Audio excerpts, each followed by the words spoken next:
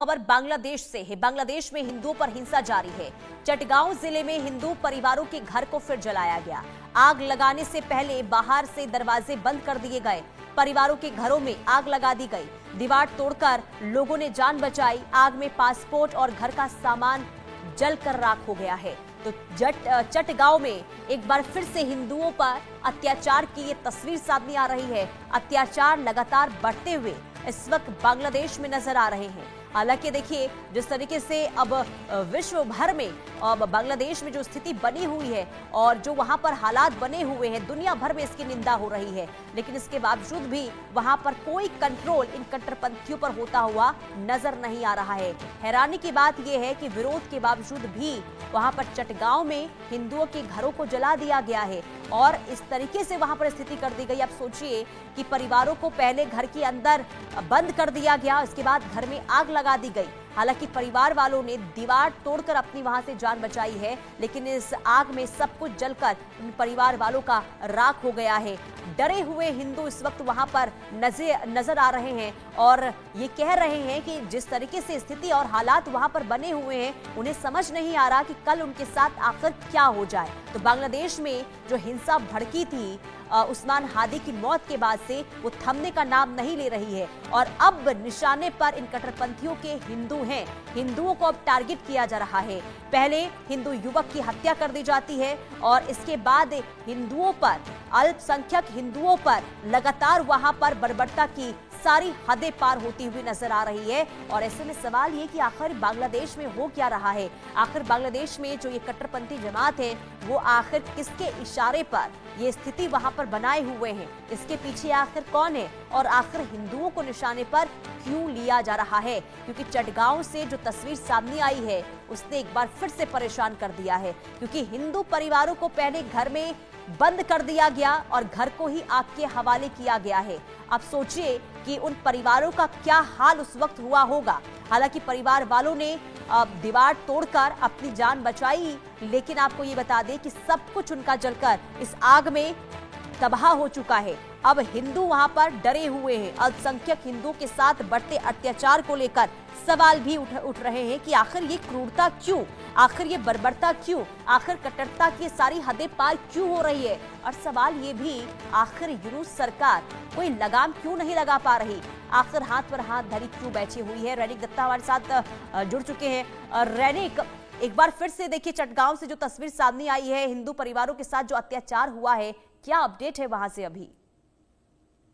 देखिए, फिर से एक बार बांग्लादेश में माइनॉरिटीज के ऊपर हमले का घटना सामने आया है। बांग्लादेश का चटगांव में 5 बांग्लादेशी हिंदू जो घर में था और उनका घर में बाहर से घर से लॉक कर दिया गया था। उसके बाद घर में आग लगाया गया था और घर के अंदर ही वो 5 लोग एक साथ मौजूद थे और 5 लोगों को एक साथ जिंदा जला देने का जो प्लानिंग देखने को मिल रहा था। जो कट्टरपंथियों की तरफ से इन लोगों का घर को घेर लिया गया था। घर के ऊपर पहले पत्थरबाजी किया गया, उसके बाद घर के बाहर लॉक किया गया था, डबल लॉक किया गया था। उसके बाद ही घर के बाहर से ही पूरा घर में आग लगाया गया था। यानी बांग्लादेश में जितना दिख जा रहा है, उतना ही माइनॉरिटीज के ऊपर लगातार हमले का घटना जो है वो सामने आ रहा है। चटगांव के पहले, इसके पहले मनमोहन सिंह में अगर देखा जाए तो दीपू चंद्र दास को एकदम बीच सड़क पर जिंदा जला दिया गया था। इसके अलावा रैनिक, क्या परिवार वालों के बारे में कोई जानकारी मिल रही है? क्या वो सुरक्षित है?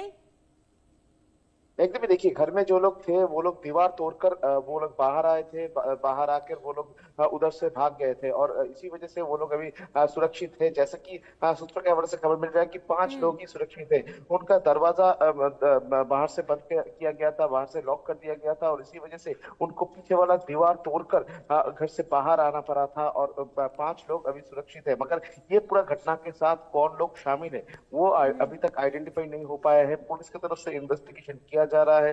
जैसे कि पुलिस के सूत्र खबर से खबर मिल रहा है कि ये पूरा मामले का इन्वेस्टिगेशन अभी फिलहाल चटगांव पुलिस की तरफ से किया जा रहा है। तो अभी फिलहाल देखना होगा कि ये पूरा मामले पर भी क्या मोहम्मद यूनुस का सरकार जो है वो चुप बैठे रहेंगे या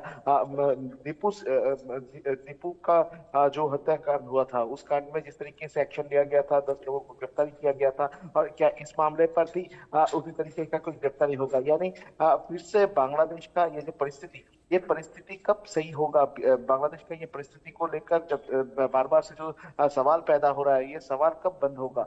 इस तरीके का सिचुएशन जो चलता रहा है, तो अगर इस तरीके का सिचुएशन रहेगा तो बांग्लादेश में safe, free and fair election किस तरीके से मुमकिन होगा, ये सवाल ही बार बार से सामने आ रहा है। और बिल्कुल रैनिक, देखिए सवाल यही है कि आखिर स्थिति कब तक सुधरेगी। और देखिए, जिन परिवार वालों को निशाना बनाया गया है, आखिर उनका कसूर क्या है? कसूर सिर्फ इतना कि वो हिंदू हैं और इसलिए वहां पर टारगेट किया गया है, यानी कि बेवजह वहां पर ये तांडव कट्टरपंथियों के द्वारा देखने को मिल रहा है, लेकिन इसके बावजूद भी कोई कार्रवाई होती हुई नजर नहीं आ रही है। देखिए, इस तरीके का तस्वीर जुलाई 2024 के बाद से लगातार देखने को मिल रहा है। इंटरिम गवर्नमेंट जब से फॉर्म हुआ है तब से अगर देखा जाए तो बांग्लादेश में माइनॉरिटीज के ऊपर हमले का संख्या करीब 2500 के ऊपर हो चुका है। यानी 2500 के ऊपर ऐसे केस आए हैं जिसमें माइनॉरिटीज के ऊपर हमला किया गया है, अत्याचार किया गया है, किसी टाइम पे गैंग रेप किया गया है, किसी टाइम पे मर्डर किया गया है, किसी टाइम पे एकदम जिंदा जला दिया गया है।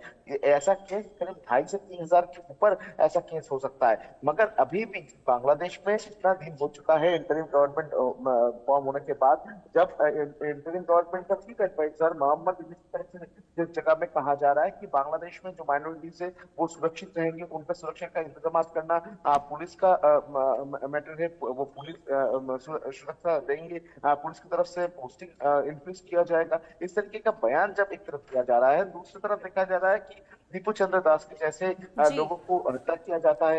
एकदम चटगांव में 5 लोगों को घर में बंदी करके उनके घर में आग लगाया जाता है।